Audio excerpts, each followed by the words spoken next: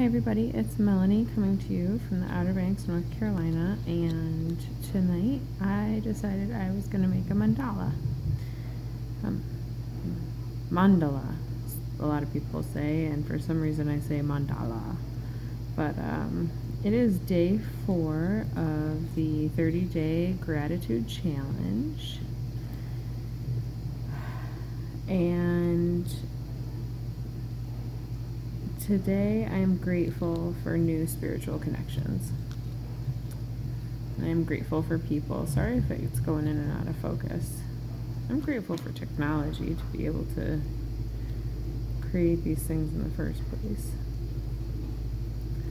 I'm grateful for a spiritual community that kind of brings everybody together and reminds us that we are all one consciousness. And I'm grateful for acrylic paint pens. These are painter's pens. I get them at Walmart. I know that not everybody's a Walmart shopper, but I'm working on that energy flow. Y'all know what I'm talking about. So, I went to the beach tonight and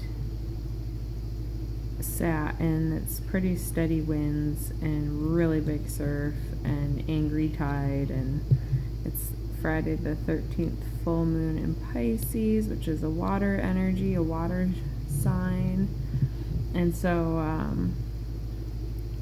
emotions are really felt high right now. And so I got away to the beach and I got some space. And I kept hearing the words from the song "To Make You Feel My Love," and maybe Billy Joel was one of the first people to write it. I don't know. I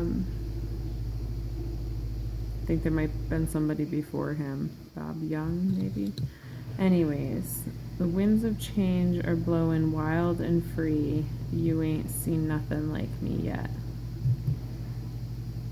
And that's been a big theme in the collective energies, is the wind. And how when it blows, things change, directions change, our movement changes. And so I think right now, in this time, we need to embrace the changes that are happening and occurring in our life and know that they are for our ultimate highest good and highest vibrational frequency alignment. And that in order to make growth, in order to evolve, and in order to become something different, you have to change, no matter how scary it may be, no matter the pain that may be associated with that change. Know that it's for something, for your highest good. Know that it's for you, whatever change that's occurring, it's for you. And all of the change that has occurred in my life over the last year especially, it was all for my higher good. It was all to bring me to where I am today and to this moment and to sharing my mandala journey with y'all. And I'm really grateful for those that follow and are on this journey with me. Y'all, your comments, it really helps to continue the journey, knowing that I'm touching people in a non-creepy way. So yeah, this is my Bob Ross mandala project, where I can share my happy little accidents with you, along with some kind words of wisdom. And we can kind of work through these mandalas together and work through this time, space, and present moment together. That's another reminder too in these energies, is that we really need to be present in the moment and really feel the energies of that moment. So if you're experiencing heartache right now, embrace that. Accept that. Acknowledge that you are going through heartache for whatever reason or purpose it has. Loss of a friend, a family member, a loss of a relationship, a loss of a job, it doesn't matter. Embrace that emotion that you're feeling connected with that loss, and allow it to pass through you Because we're on this planet, we're in this space and time to experience polarity, to experience the ups and downs of life. And there's reasons why we feel the emotions that we feel. And so allow them in your life, allow it to process, allow that experience. And then remind yourself that this is not the reality that you want to live in. And you're ready to co-create something different with the universe. And start to find the gratitude in the situation. So like, my girls and I, long story, lots of people, including myself, made mistakes in the situation, but my girls and I ended up homeless this last year. And I was at the time driving a 1994 Jeep Grand Cherokee in Durham on the outs with both of my sisters at this point. And me and my 3 girls were alone. And I'd already affected their lives so greatly in what I thought were negative ways that I just couldn't leave and come all the way back to the beach. And I didn't know where we were going to go, and I didn't know how we were going to do it, but I was going to make it work so that they could have some sort of stability and not be jerked around. And I was grateful that even though we didn't have a home, even though we had none of our belongings, I reminded myself, and then I reminded my daughters, that we had each other. That we had a car to get us to and from school, that we had money to be able to afford to eat, and everything was going to turn out okay. And as scary as that change was, I also reminded myself that I was moving on to better energy, to a higher vibrational frequency. I was moving on to something greater, something more positive, and something that was going to help me grow in ways I didn't even expect at the time.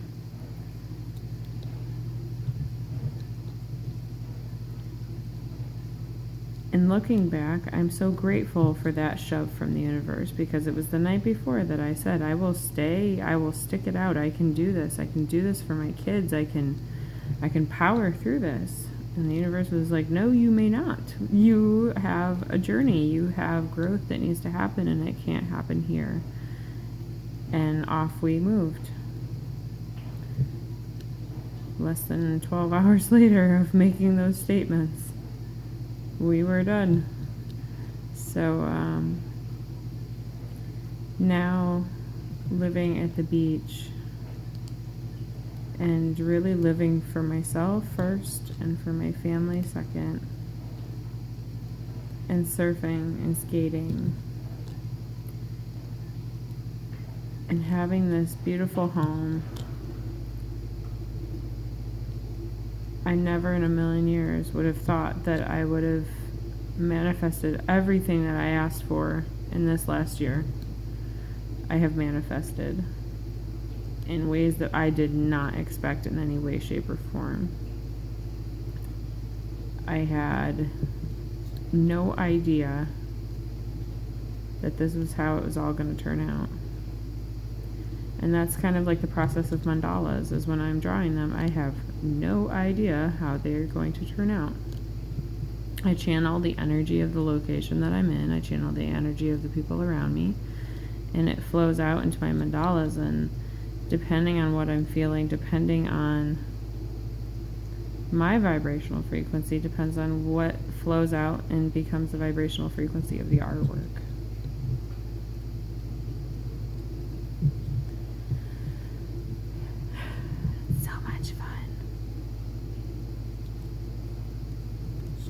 I always feel like doing this little trick here makes it look like awesome butterfly wings. And we're all just little butterflies on our little butterfly journeys, aren't we? Making our little transformations. Going from the perpetual caterpillar of eat, sleep, and barely move, to the butterfly that flies and has constant, continuous freedom after being locked away in darkness and seclusion to find its inner self. Oh, this does look like butterfly colors, kind of like the monarch. How fun. I truly love these mandalas. They just give me so much joy. And especially now, like, having done the 300 mandalas in 30-day challenge. It was for an order. But now I am not on a time crunch when making these, so I allow myself to take as much time as I would like and really just allow it to be a peaceful and fun and energizing experience, and to see what beauty blossoms.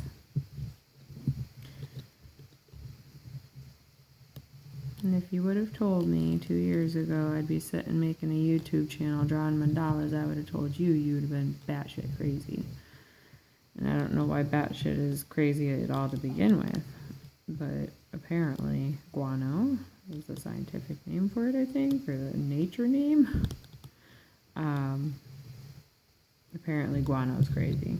Maybe crazy amounts of guano in people's attics. I don't know. Do you know that they still spray chemicals here in the Outer Banks to kill off the mosquito population?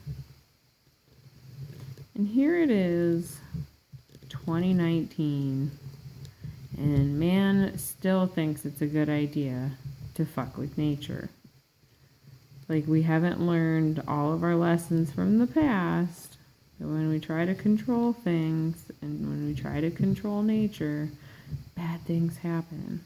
And wouldn't it make sense we're like off balancing the ecosystem in the area by trying to remove a specific species that has a benefit for the other species that live around it? I mean, that's just that's like the common sense thought process, I would say, but it is what you want it to be, I guess.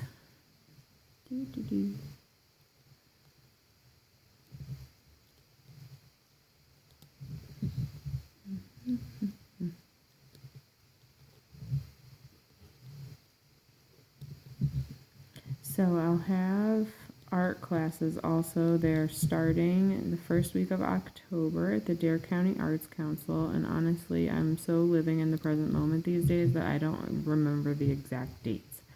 But I'm shooting for Wednesdays from 4 to 7 for an adult class, and a children's class from 4 to 6 on Saturdays, where we're going to incorporate the children's artwork, and if they want me to do artwork with them and help them and assist them.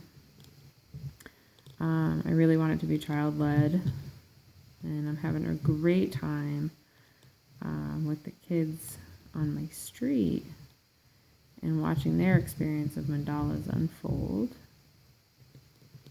I also want to be doing private in-home mandala classes, because these aren't just, it's not just painting, it's meditation. And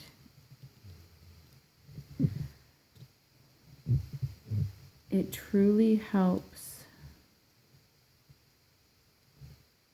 to bring you to that now moment that we're so searching for. And once I get you started on your path of mandalas, you can watch how it unfolds your life and your journey, and you're able to do all of this on your own and find that meditative space at home and practice. And if you're stuck, Google's a great way, but these are so simple and they turn out so beautiful, and they're so good for humanity.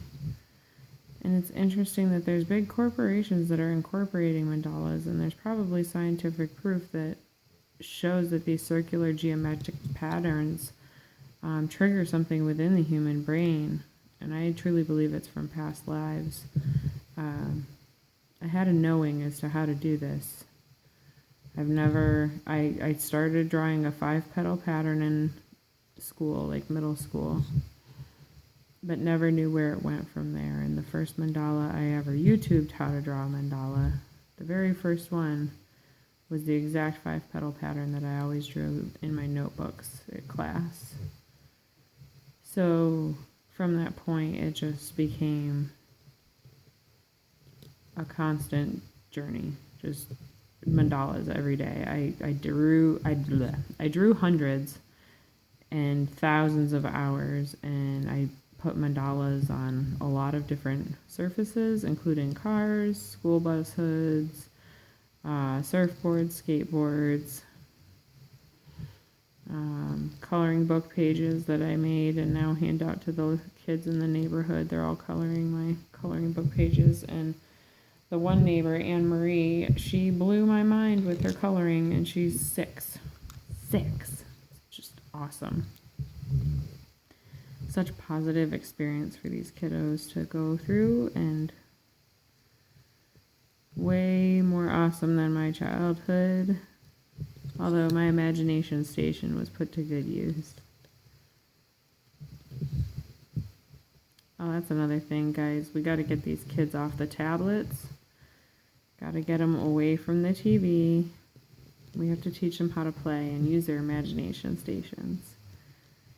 And we have to stop and start to deprogram all of the programming that they've taken in. And that's what television is programming.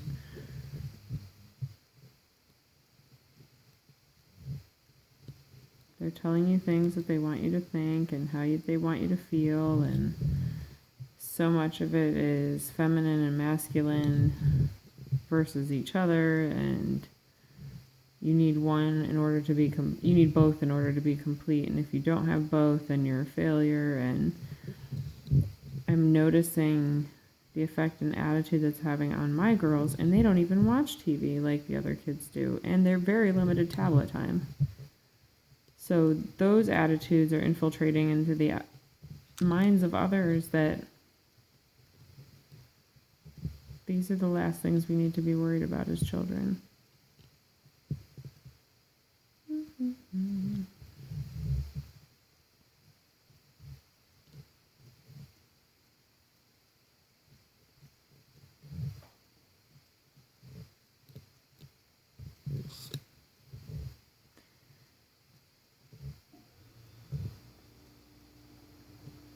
So with mandalas, they help to break perfectionism, because especially if you're drawing them organically with all of their imperfections, you embrace those imperfections and know that they have purpose, and you know that they have meaning on the journey, and that without them, the mandala and life journey wouldn't end up the same.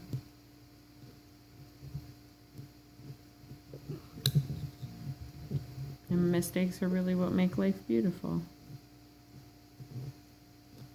I wouldn't recognize the beauty in life and in nature if I hadn't gone through the experiences that I went through, and the pain and the childhood trauma and the adult trauma and the adult wounding and the childhood wounding. I wouldn't see the colors of the trees and the animals and feel all of that and know how beautiful and special and amazing it is, had I not been in such pain and agony before. I truly believe that we need both agony, darkness versus light and love. That's what this planet's all about. You can't have one without the other. Almost done.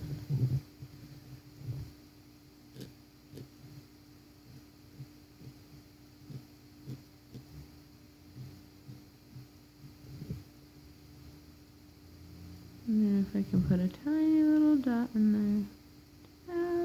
Tiny little guy right in there. You know what? I'm just going to color it in. It's not worth trying to shove something in there that doesn't want to shove, so gotta release that resistance, right guys? Just let it flow. It needs to be, a little bit of darkness needs to be brought in, a little bit of depth. Bring it in, allow it. Enjoy the process, even the pain. They say other planets don't feel pain, and that's kind of the feeling that I get, is that this place is special, that we're able to feel all of this.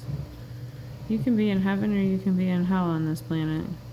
Garden of Eden exists here. You just have to match the vibrational frequency to it to be able to attract it into your life. And I chose hell for 3 decades. I don't want hell anymore. I want mandalas and my kids and their father. Happiness, joy, nature. I wish there were less cars, less man-made noise, but that's something to manifest for a later date. So, this is my mandala for today, and I hope you all enjoyed the information that we talked about, and I hope that you all have a blessed day. There will be a website up soon, and people can order, and I can do some soul coaching if people are interested in that as well. So just let me know, and if you enjoy this video, please leave a comment, hit the like button, share, subscribe to the channel, Spiritual Ascension Growth Process channel, along with mandalas, because that's my life. But hoping you all have a awesome rest of your day, and a wonderful day tomorrow. All right, peace, love, and namaste, guys.